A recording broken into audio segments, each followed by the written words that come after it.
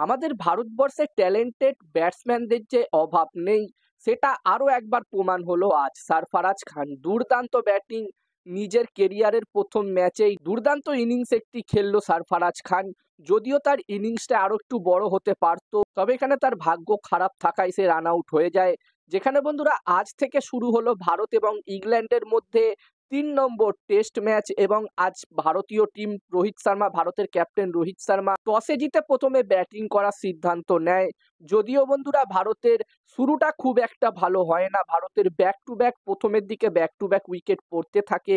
প্রথমে ইয়াশাসপি জয়সওয়াল মাত্র ১০ রান করে আউট হয়ে যায়।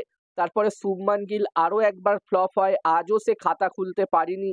যেখানে বন্ধুরা শুভমান গিলের পারফরমেন্স কিন্তু ক্রমাগত খারাপ হতেই চলেছে। শুধুমাত্র দ্বিতীয় ম্যাচের দ্বিতীয় ইনিংসে যে সেঞ্চুরিটা সে করেছিল সেটা যদি ছেড়ে দেওয়া হয় তাহলে তার পারফরমেন্স টেস্ট ক্রিকেটে কিন্তু খুবই খারাপ, খুবই হতাশাজনক হয়েছে। এখানে বন্ধুরা পরের সিরিজে যখন বিরাট কোহলি ভারতীয় টিমে কামব্যাক করবে তখন কিন্তু এখানে শুভমান গিলের জন্য অনেক সমস্যা হতে পারে। যদি তার পারফরমেন্স ভালো না হয় তাহলে হয়তো সে তার নিজের জায়গা হারাতেও পারে ভারতীয় টিম থেকে। ছাড়াও বন্ধুরা রাজাত পাতিদারও খুবই তাড়াতাড়ি আউট হয়ে যায়।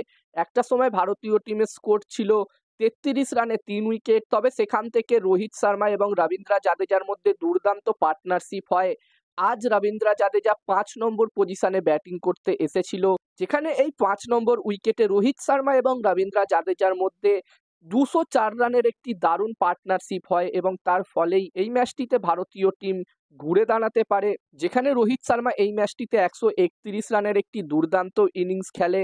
অনেকদিন পর রোহিত শর্মার ব্যাট থেকে টেস্ট ক্রিকেটে আমরা সেঞ্চুরি দেখতে পাই এবং রোহিত শর্মা তার কেরিয়ারের ৪৭তম সেঞ্চুরি নিজের নামে করে। অন্যদিকে রবীন্দ্র জাদেজা এখনো পর্যন্ত নট আউট আছে। প্রথম দিনের খেলা শেষে রবীন্দ্র জাদেজা ১১০ রানে নট আউট আছে। এবং বন্ধুরা এছাড়াও সারফারাজ খান, ভিডিওর প্রথমেই আমি তোমাদেরকে বললাম যে সারফারাজ খান দুর্দান্ত একটি ইনিংস খেলেছে, যেখানে সারফারাজ খান প্রথম থেকেই অ্যাটাকিং ক্রিকেট খেলেছে আজ।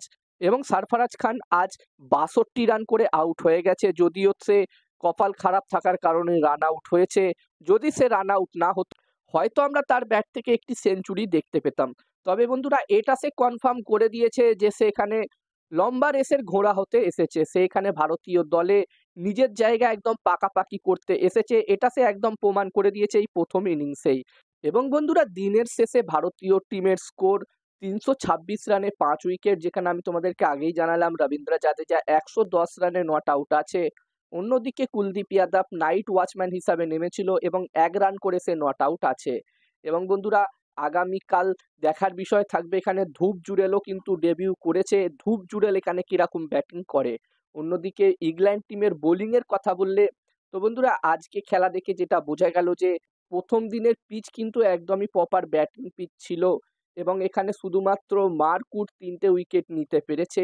এছাড়াও টম হার্টলি একটি উইকেট নিয়েছে ইংল্যান্ড দলের হয়ে। এবং বন্ধুরা তৃতীয় টেস্ট ম্যাচের প্রথম দিনের খেলা নিয়ে তোমাদের কি মতামত, এখানে তোমরাও নিজেদের মতামত কমেন্ট করে কমেন্ট বক্সে জানাতে পারো।